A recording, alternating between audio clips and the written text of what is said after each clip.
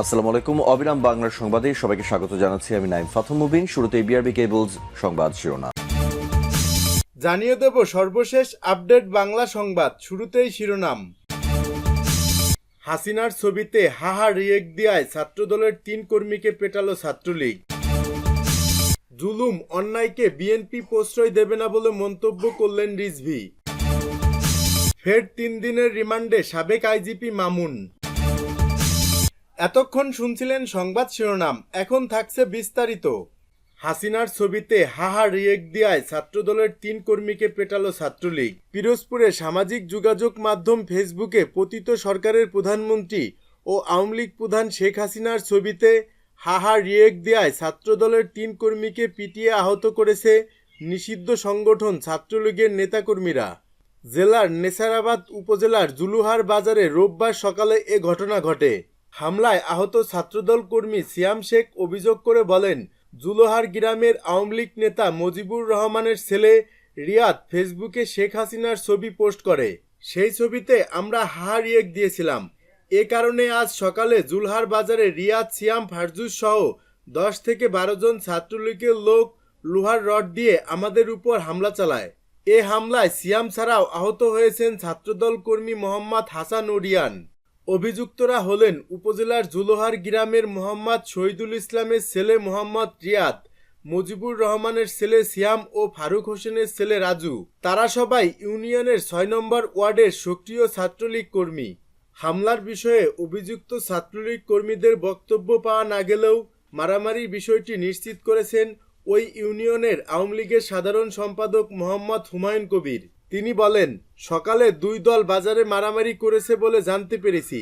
শুনেছি ছাত্রলীগের ছেলেরা ফেসবুকে নাকি শেখ হাসিনার ছবি ছেড়েছিল, আর ছাত্রদলের ছেলেরা তাতে হাহা রিয়েক্ট দেয়ায় এ ঘটনা নিয়ে মারামারি হয়েছে।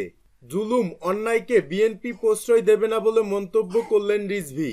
বিএনপির সিনিয়র যুগ্ম মহাসচিব রুহুল কবির রিজভী বলেছেন, বিএনপি কোনো প্রকার জুলুম অন্যায়কে প্রশ্রয় দেবে না। নাটোরের বড়াই গ্রামের নির্যাতিত ব্যবসায়ী উজ্জ্বলকে গ্রেপ্তার করা ঠিক হয়নি। নাটোরের বড়াই গ্রামের নির্যাতিত ব্যবসায়ী উজ্জ্বলকে গ্রেপ্তার করা ঠিক হয়নি। তার উপর নির্যাতনকারীরা বিএনপির লোক হলেও তাদের বিরুদ্ধে মামলা নিতে হবে। প্রশাসনিক ব্যবস্থার জন্য থানায় বসে কর্মকর্তাকে বলেছি। এ ঘটনার সঙ্গে জড়িতদের বিরুদ্ধে ব্যবস্থা নিতে জেলা নেতাদেরও বলা হয়েছে। বড়াই গ্রামের বনপাড়ায় ব্যবসায়ী ও আওয়ামী লীগ কর্মী উজ্জ্বল কুমার মণ্ডলের বাড়িতে গিয়ে তিনি এসব কথা বলেন। জেলা বিএনপির কার্যালয়ে ডাকা সংবাদ সম্মেলনে রুহুল কবির রিজভী আরও বলেন, বিএনপির ভারপ্রাপ্ত চেয়ারম্যান তারেক রহমান বিষয়টি জানার জন্য আমাকে পাঠিয়েছেন। ঘটনায় জড়িত অনেকের নাম পেয়েছি, যারা বিএনপির নাম ব্যবহার করে কাজটি করেছে, অথচ তারা রাজনীতি করে না। উজ্জ্বলের উপর আক্রমণ হয়েছে, আবার ভিকটিমকেই গ্রেপ্তার করা হয়েছে। এর বিরুদ্ধে আমি, তবে তার নামে আগে মামলা থাকলে ভিন্ন কথা। রিজভী জানান, দলীয় শৃঙ্খলা ভঙ্গের দায়ে এ পর্যন্ত বিএনপি ও অঙ্গ সংগঠনের 800 নেতার বিরুদ্ধে বিভিন্ন শাস্তিমূলক ব্যবস্থা নেওয়া হয়েছে। ফের 3 দিনের রিমান্ডে সাবেক আইজিপি মামুন। পুলিশের সাবেক আইজি চৌধুরী আবদুল্লাহ আল মামুনের 3 দিনের রিমান্ড মঞ্জুর করেছেন আদালত। বৈষম্য বিরোধী আন্দোলন কেন্দ্রিক রাজধানীর উত্তরা পূর্ব থানার ফজলুল করিম হত্যা মামলায় তার এ রিমান্ড মঞ্জুর করা হয়। সোমবার ঢাকা মেট্রোপলিটন ম্যাজিস্ট্রেট আরিফুর রহমান এ আদেশ দেন। এদিন কারাগার থেকে চৌধুরী আবদুল্লাহ আল মামুনকে আদালতে হাজির করা হয়। এরপর মামলার সুষ্ঠু তদন্তের স্বার্থে তদন্ত কর্মকর্তা ডিবির উত্তরা জোনাল টিমের পরিদর্শক মাহমুদুর রহমান তার 10 দিনের রিমান্ড চেয়ে আবেদন করেন। আসামি পক্ষ রিমান্ড বাতিল ও জামিন আবেদন করেন। রাষ্ট্রপক্ষ জামিনের বিরোধিতা করেন। উভয় পক্ষে শুনানি শেষে বিচারক তার 3 দিনের রিমান্ড মঞ্জুর করেন।